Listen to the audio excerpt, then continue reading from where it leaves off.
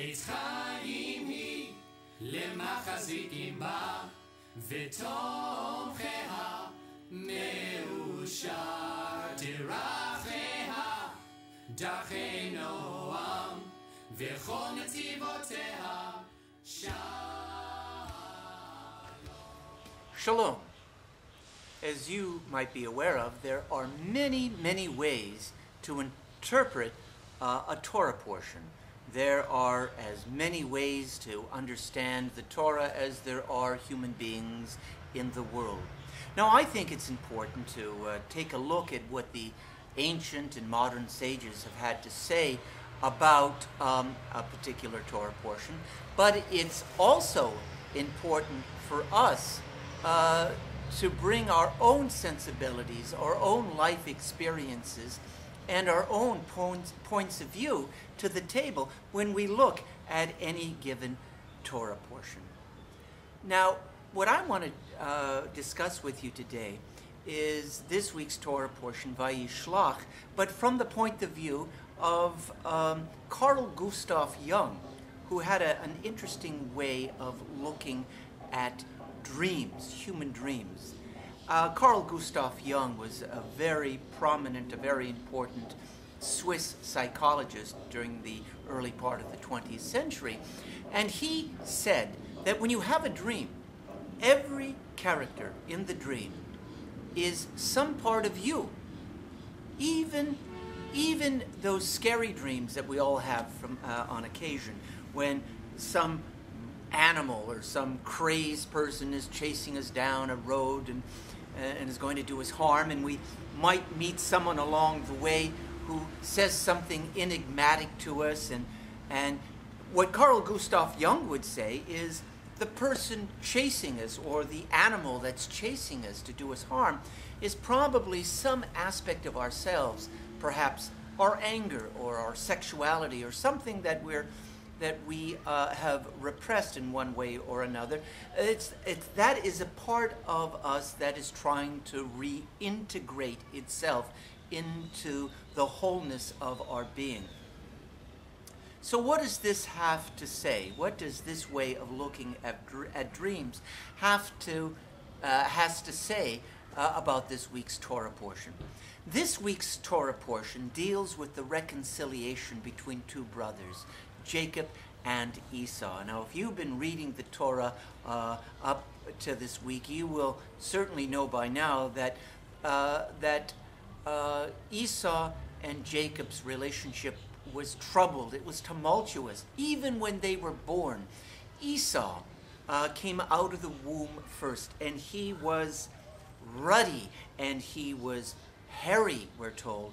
And Jacob comes out of the womb holding Esau's heel, and he gets a free ride out into the world. And we see as these two brothers grow up, Esau is a man of the field. What he does for a living is to hunt animals. Jacob is a smooth man, not just in terms of his skin. He's smooth in terms of his speech and the way in his manner of thinking. He is an urbane, civilized man, an indoors man. Now, our tradition is not very kind to Esau. We see him as a person who is out of control, a person who lacks the ability to delay gratification. Certainly there is reason to see him in this way when in last week's Torah portion we see he stumbles in from the field. He's hungry, and Jacob is stirring up a pot of stew, and Jacob suggests to Esau that he sells him his birthright for a bowl full of lentils, and Esau amazingly agrees to this. We see that Esau is a man who addresses his immediate sensual physical needs. Jacob is a man who can make a plan. More negatively, he's a man who can scheme. We see that Esau is a man capable of violence. Although, given how immediate he is in his responses, he's probably a fairly honest person. who probably cannot scheme enough even to make a lie. Jacob, on the other hand, is not a person prone to violence, but he's a person who can distort the truth. So the brothers have been separated for 20 years now. And we read something remarkable in this Torah portion. We read that the brothers, after 20 years, embrace. They kiss each other, or at least Esau kisses Jacob. And Jacob says to Esau, and incidentally, they cry here. And Jacob says, Ra'iti fanecha kera'ot Panei Elohim. Seeing your face is like seeing the face of God. How I understand this Torah portion is the following, and I use kind of a Jungian way of analysis of this Torah portion. We're not talking about two separate people here. We're talking about two aspects of one man. The civilized man in the form of Jacob, and the man of nature who is Esau. Every man is born Esau. Every man is born a little wild, very self-centered, a little out of control. Every Esau, that is every boy and every adolescent young man, has to become Jacob, has to learn to delay gratification, has to learn to live by rules, has to learn to take his turn in life. Otherwise, you cannot acquire your education. If you're all over the place, if you're responding to every stimulus, you can't get your education. You can't hold down a job. You can never become a father and a husband and a respected member of the community. But if you're only the civilized man, if you are only a person who fully restrains his emotions, you can lack a certain spontaneity, a certain warmth in life, a certain sensuality. Many middle-aged men find themselves trying to reintegrate Esau into their lives. Sometimes it's necessary for a man, after he's mastered himself, he becomes Jacob.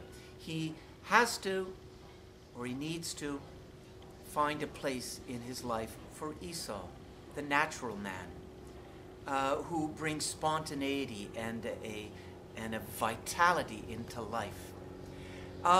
We do that not by throwing out our civilized ways, but by integrating the two. We see that on the night before Jacob meets and reconciles with Esau, he wrestles with a man. Turns out it's an angel. And his name is changed to Israel. His name is changed to Israel, which means the person who has wrestled with God and man and has prevailed. I see Esau and Jacob as the coming together of the integration of essential parts of every man's life, the natural man and the civilized man. Now, you may have your own interpretation of this week's Torah portion, and you should always feel free to bring new interpretations to the weekly Torah portion. Now, I hope that you will take a look at our temple website, templebethelhollywood.org. You'll see that we have a lot of interesting activities here at Temple Bethel, and you'll also see a place that you can click on, and you can participate in our live stream Friday night services. Every Friday night, we are one of the few synagogues in America that has a live stream of its services. So 7:30 Eastern Standard Time, you might choose to worship with us via Shabbat Shalom. ותומכיה